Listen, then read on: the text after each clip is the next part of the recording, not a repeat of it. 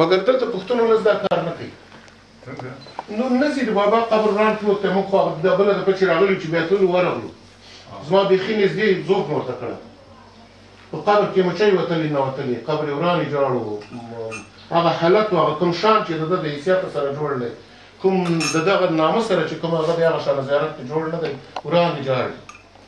هلته هغه څوک ورور چې هلته و هغه موږ ته غوښتل چې څه معلومات راکړي ما ورته ویل چې بس اول خبره د دې نه شروع کړه چې مشرف صاحب څه شی کړی دی کوم ځای نه فون راغلی دی بس بس بس بس ما چې د هغه نه یې غواړې دا کار مه کوه بس خلاص نو دا ځان له د یو داسې هم نه ده چې ځان له ګنې د دې برخې د پښتنو غلطي ده دا د لر او برو ټولو بېخبري ده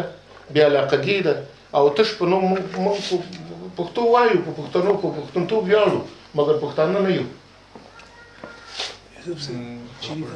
نه دا مشران څوک راځي نه راځي پښتنه لري ځوانان کوشش کوي بوره مشران نه یادېږي پټ پټ نشي راتلی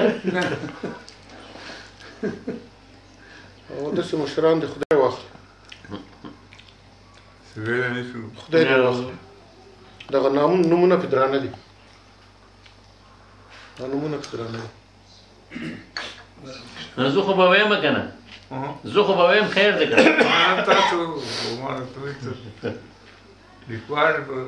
میزان جوړوي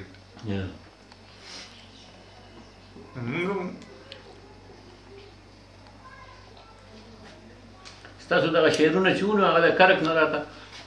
تاسو ته هم په ټلیفون ووي ترنم کې راته وي د کرک نه دا نه وي تاسو ټلیفون هم کړی و ستاسو ذهن ته به نه راځي وایي ما خټک صاحب سره خبرې وکړې هغه وخت تاسو ته دا نه ور رارسېدلې فیصله وکړله موږ څو نفر د بابا د بیروني امنیت لپاره توظیف شو بدون له دې نه چې پولیس سیستم او نور سیستم خپل کار کول خپله ځکه هلته خبره دا وه چې په داخل د دې قبایلو او د پښتنو په منځ کې داسې څه پېښه ونه شي که نه نو په خپل کار کې د اوس پاکستان نو د ده خبرې وو هر جمله او هر ټکی زموږ لپاره یو کتاب یو بحر بیا چې کله د غیرت چغه شوه د یو طوفان جوړ کړو په افغانستان کې زموږ انقلاب د تحرک او د بیدارۍ یو سل عامل نور لرل یو غټ عامل پکې د غیرت چغه چې دوی پښتون ولس داسې راوپارو او داسې د خپل حقوق او داسې د خپل حدود وکړو چې دې حد نه لرو او اوس هم حد نه لري تر اوسه زموږ د هنرمندانو په ژبه د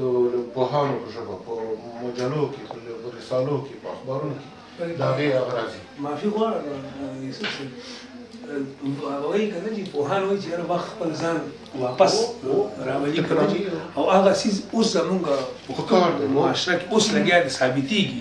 لکه ما ته خپله ثابتېږي چې تر کوم حده زما هغه سوچ دی هغه د رسایي دی که نه دي یا